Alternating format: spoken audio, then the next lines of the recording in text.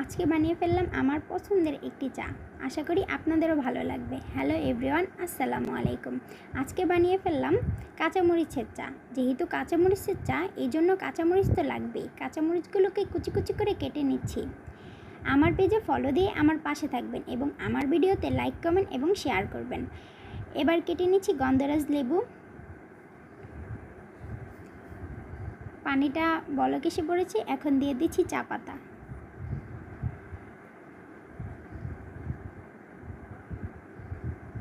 এখন চাটা ফুটছে। চাটা হয়ে এলে নামিয়ে নিতে হবে কাপের মধ্যে। এবার দিয়ে দিচ্ছি চিনি, লেবুর রস